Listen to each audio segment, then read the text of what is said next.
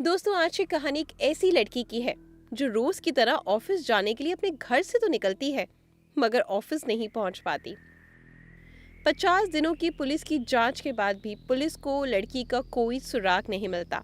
मगर फिर एक दिन पुलिस वालों को जांच के क्रम में एक गाड़ी के अंदर एक बूंद खून बरामद होता है और इस एक बूंद खून से पुलिस को गायब हुई लड़की से जुड़े सभी सवालों के जवाब मिल जाते हैं।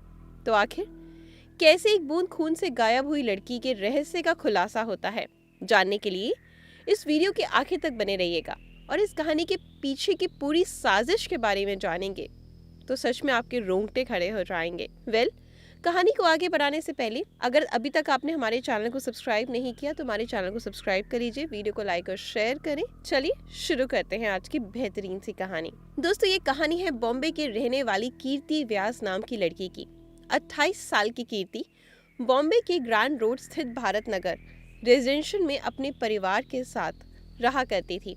पढ़ाई खत्म करने के बाद कीर्ति ने बॉम्बे के अंधेरी वे स्थित मशहूर ब्यूटी ब्लंड सलून में काम करना शुरू कर दिया था। यहाँ कीर्ति काम करती थी। रोज की तरह ऑफिस जाने के लिए 16 मार्च 2018 को भी कीर्ति सुबह के 9 बजे अपने घर से निकलती है और वहाँ पर पहले से गाड़ी लेकर इंतजार कर रहे दो दोस्तों के साथ ऑफिस की ओर निकल जाती है। कीर्ति के घर वाले भी अपने अपने काम में बिजी हो जाते हैं। अभी दिन के लगभग 11:30 बज रहे थे। तभी कीर्ति की माँ घर के वाईफाई का पासवर्ड पूछने के लिए कीर्ति को फोन करती है। पिछली रात ही कीर्ति ने घर के वाईफाई का पासवर्ड बदला था। कई प्रयासों के बाद भी कीर्ति की माँ कीर्ति से संपर्क नहीं कर पाती क्योंकि कीर्ति के दोनों जो मोबाइल थे वो लगातार स्विच ऑफ आ रहे थे। कीर्ति की माँ को लगता है कि शायद कीर्ति काम में काफी व्यस्त होगी, इसलिए उसने मोबाइल स्विच ऑफ कर रखा है।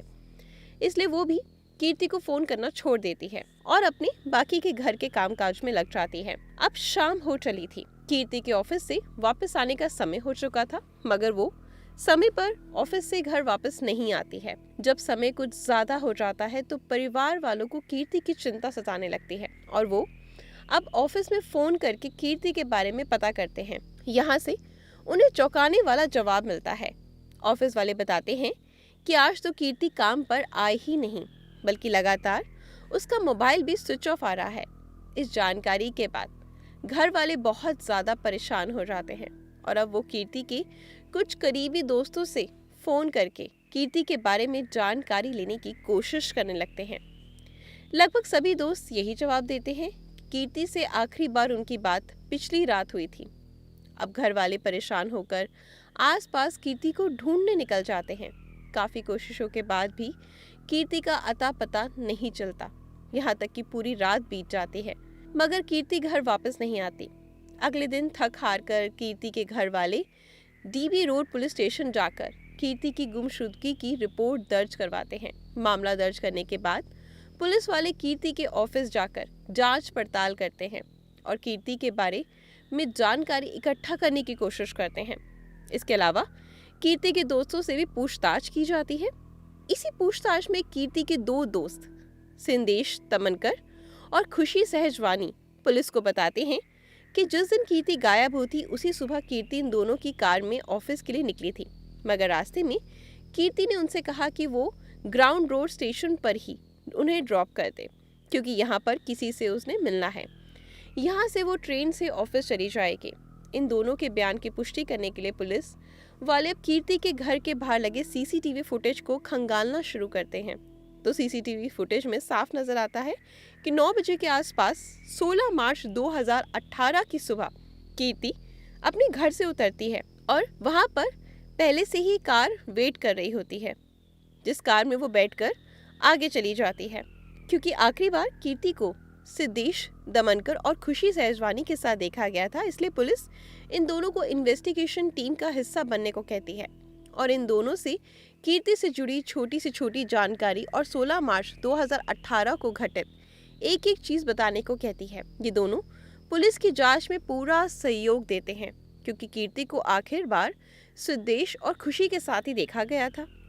इसलिए लोगों का शक होता है कि शायद इन दोनों ने ही कीर्ति के साथ कुछ गलत किया है, मगर कई दिनों की पुलिसिया जांच में ये दोनों बेगुनाह पाए जाते हैं। इतना ही नहीं, सिद्धेश और खुशी लगातार पुलिस को जांच में सहयोग भी करते रहते हैं। इसके अलावा दोनों फेसबुक और ट्विटर जैसे प्लेटफॉर्म पर कीर्ति को खोजने से संबंध में कैंपेन भी चलाते हैं। कुल मिलाकर पुलिस की नज़र में ये दोनों सस्पेक्ट बिल्कुल क्लीन चिट थे और अब दोनों ही बेगुनाह साबित हो चुके थे। पुलिस के सामने अब चुनौती ये थी कि दिन बीतते जा रहे थे मगर कीर्ति का अभी तक कुछ अता पता नहीं चला था। ये मामला धीरे धीरे देश भर में तूल पकड़ने लगा क्योंकि कीर्ति जिस बी ब्लॉन्ड सैलून में काम किया करती वो मशहूर बॉलीवुड एक्टर फरहान अख्तर की एक्स वाइफ का था। जब कीर्ति का कुछ दिनों तक पता नहीं चला तो कीर्ति के दोस्तों और ऑफिस वालों के अलावा फरहान अख्तर भी खुद ट्विटर पर लोगों से कीर्ति को ढूंढने के लिए मदद करने की अपील करने लगे। लगभग वीआईपी मामला ये बन चुका था।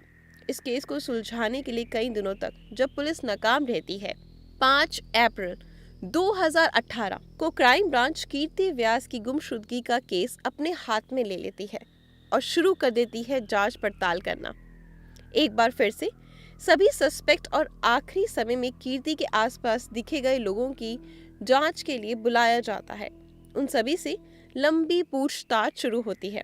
सीसीटीवी फुटेज के मुताबिक कीर्ति आखिरी बार सिद्धेश तमनकर और खुशी सहजवानी के साथ देखी गई थी, इसलिए क्राइम ब्रांच की टीम भी इन दोनों को ही सस्पेक्ट मानते हुए अपनी जांच आगे बढ़ाती है। क्राइम ब्रांच की माने तो सिद्धेश और खुशी सुबह 9 बजे के आसपास इन दोनों ने अपनी कार में कीर्ति को लिफ्ट दी थी और उन्हें लेकर ऑफिस की तरफ बढ़ जाते हैं, मगर ग्रैंड रोड स्टेशन के करीब पहुंचकर कीर्ति कार से उतर गई थी। इस दावे की पुष्टि के लिए कीर्ति के घर के बाहर लगे सीसीटीवी की फुटेज की जांच तो पहले ही हो चुकी थी, मगर जैसा कि इन दोनों ने कहा कि उन्होंने कीर्ति को ग्रैंड रोड स्टेशन के करीब ड्रॉप किया था, वहां की सीसीटीवी फुटेज की जांच पहले नहीं हुई थी। इसलिए क्राइम ब्रांच की एक टीम तत्काल ही स्टेशन के आसपास लगे सीसीटीवी फुटेज को खंगालना शुरू करती है। इसके अलावा सिद्धेश और खुशी की कार में सीसीटीवी लगा हुआ था, उसकी भी फुटेज की जांच शुरू करती है। यहाँ कुछ चौंका देने वाला खुलासा होता है। ना तो खुशी, सिद्धेश और ना ही कीर्ति स्टेशन के आसपास या स्टेशन पर लगे किसी सीसीटीवी में कैद होते हैं और ना ही सिद्धेश की कार में लगे सीसीटीवी में इन दोनों के 16 मार्च 2018 को स्टेशन की तरफ जाने की पुष्टि होती है। जब इस बारे में सिद्धेश और खुशी से पूछताछ की जाती है कि तुमने तो बताया था कि तुम दोनों ने कीर्ति को ग्रैंड रोड स्टेशन पर ड्रॉप किया है, जबकि सीसीटीवी फुटेज के मुताबिक तुम लोग वहां गए ही नहीं। पर सिद्धेश और खुशी पुलिस वालों से कहती है कि दरअसल पहले कीर्ति ने उसे कहा था कि मुझे स्टेशन तक छोड़ दो, मगर रास्ते में कीर्ति ने नवजीवन सोसाइटी के पास ही उतरने को कह दिया। इस कारण से वो ग्रैंड रोड स्टेशन तक पहुंच ही नहीं पाए, क्योंकि दोनों प्राइम सस्पेक्ट ने कई बार अपना बयान बदल दिया था। इसलिए पुलिस वालों को अब शक होने लगा और इन दोनों पर कड़ी नजर रखी जाने लगी। इसके अलावा उनके फोन रिकॉर्ड्स की भी जांच की जाती है, मगर कहीं से भी कुछ संदिग्ध नहीं मिलता और ये दोनों आज़ाद घूमते रहते हैं। अब कीर्ति को गायब हुए लगभग 50 दिन से ज़्यादा हो चुके थे, मगर कहीं भी कीर्ति का अता पता नहीं था। ऐसा लगने लगा कि शायद कीर्ति के बारे में कुछ पता ही नहीं चलेगा। मगर तभी पुलिस को फॉरेंसिक रिपोर्ट मिलती है कार की, जिससे केस का पूरा रुख ही बदल जाता है। दरअसल जिस कार में आखिरी बार यानी 16 मार्च 2018 को कीर्ति, सिद्धेश और खुशी सहजवानी ऑफिस की ओर निकले थे, उस कार को शुरू से पुलिस वाले फॉरेंसिक जांच के लिए फॉरेंसिक लैब में भेज देते हैं। जब फॉरेंसिक लैब की रिपोर्ट आती है तो उसमें कहा जाता है कि कार की डिक्की में से खून की एक बूंद बरामद की हुई है। जब एक बूंद खून का डीएनए टेस्ट किया जाता है, इसका मिलन कीर्ति के माता पिता के सैंपल से किया जाता है, तो दोनों मैच कर जाते हैं। मतलब उस कार में मौजूद जो एक बूंद खून था ना, वो कीर्ति का था। यस, कार में कीर्ति के एक बूंद खून की मौजूदगी अब बहुत कुछ इशारा कर रही थी। इस खुलासे के बाद तुरंत एक बार फिर से सिद्धेश तमनकर और खुशी सहजवानी को अपनी हिरासत में पुलिस लेती है और अब इन दोनों से सख्ती से पूछताछ का सिलसिला शुरू होता है। दोनों लंबे समय तक यही रट लगाए रखते हैं कि उन्होंने रास्ते में कीर्ति को उतार दिया था। उन्हें नहीं पता कि कीर्ति कहाँ गई, मगर जब पुलिस वाले कार के डिक्की में मौजूद कीर्ति के खून के कतरे के बारे में पूछते हैं तो सिद्धेश तमनकर और खुशी सहजवानी कोई सटीक जवाब नहीं दे पाते और फिर एक समय पुलिस की कड़ाई के सामने टूटकर सच्चाई उगलना शुरू कर देते हैं। ये सच्चाई रूह कपा देने वाली थी। दरअसल बी ब्लॉन्ड में कीर्ति फाइनेंस मैनेजर के तौर पर काम कर रही थी, जबकि यहीं पर खुशी सहजवानी कीर्ति की जूनियर थी और सिद्धेश दमनकर अकाउंट एग्जीक्यूटिव के तौर पर काम कर रहा था। सिद्धेश यहाँ लंबे समय से काम कर रहा था और इसका परफॉर्मेंस भी ठीक ठाक था, मगर पिछले कुछ महीनों से वो टारगेट अचीव करने में नाकाम हो रहा था। इसके अलावा वो लगातार कुछ ना कुछ काम में गड़बड़ी कर रहा था। इस कारण कीर्ति सिद्धेश दमनकर को एक नोटिस जारी करती है और उसे कहती है कि 16 मार्च 2018 तक वो अपना परफॉर्मेंस सुधार ले, नहीं तो उसे नौकरी से हाथ धोना पड़ेगा। इस नोटिस के बारे में 28 साल का सिद्धेश दमनकर अपने साथ काम करने वाली 42 साल की खुशी सहजवानी को बताता है। दरअसल खुशी सहजवानी पहले से ही शादीशुदा थी, मगर ऑफिस में वो सिद्धेश दमनकर के साथ रिलेशनशिप में आ जाती है। जब सिद्धेश दमनकर को नोटिस जारी करता है तो खुशी का डर सताने लगता है कि अब सिद्धेश को कीर्ति नौकरी से निकाल देगी, क्योंकि मार्च महीने में भी सिद्धेश दमनकर का अपना जो परफॉर्मेंस था सुधारने के लिए कहा गया था, बट वो नहीं हुआ था। अब यहीं पर खुशी सहजवानी और सिद्धेश दमनकर मिलकर एक खौफनाक प्लान बनाते हैं ताकि सिद्धेश की नौकरी बचाई जा सके। प्लान के मुताबिक ये दोनों कीर्ति को फोन करते हैं और कहते हैं कि आज तुम हम दोनों के साथ ही कार में ऑफिस तक चलो। पहले रोजाना कीर्ति ट्रेन से ऑफिस जाया करती थी। इन दोनों के कहने पर कीर्ति इन दोनों के साथ कार में बैठ जाती है। कीर्ति के कार में बैठने के बाद ये दोनों कार को लेकर सुनसान इलाके में चल पड़ते हैं और रास्ते में कीर्ति से कहते हैं कि वो सिद्धेश दमनकर को नौकरी से ना निकाले। इस पर कीर्ति जवाब देती है कि इस बारे में मैं ऑफिस मीटिंग में ही फैसला करूंगी। जब कीर्ति की ओर से इन दोनों को मन मुताबिक जवाब नहीं मिलता तो दोनों कार में कीर्ति से लड़ने लगते हैं और इस लड़ाई के दौरान खुशी सहजवानी अपने दुपट्टे से कीर्ति का गला घोट देती है और काफी देर तक गला दबाए रखती है। इस कारण कार के अंदर ही कीर्ति की मौत हो जाती है। कीर्ति की मौत होने के बाद ये दोनों लाश को ठिकाने लगाने का प्लान बनाने लगते हैं, मगर सब कुछ नॉर्मल लगे इसलिए ये दोनों कार के शीशे को सनरूफ से ढक देते हैं और कीर्ति की लाश को कार के अंदर छोड़कर ऑफिस चले जाते हैं। फिर वहां से आकर कार को एक सुनसान इलाके में ले जाते हैं और पहले तो कार के अंदर ही कीर्ति के शव को 3 टुकड़ों में काटते हैं और फिर तीनों टुकड़ों को अलग अलग जगह पर फेंक देते हैं।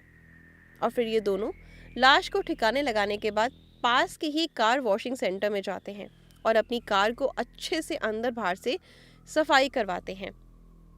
यहाँ से ये दोनों कीर्ति के घर जाते हैं और उसके परिवार वालों के साथ मिलकर कीर्ति को खोजने का नाटक करने लगते हैं।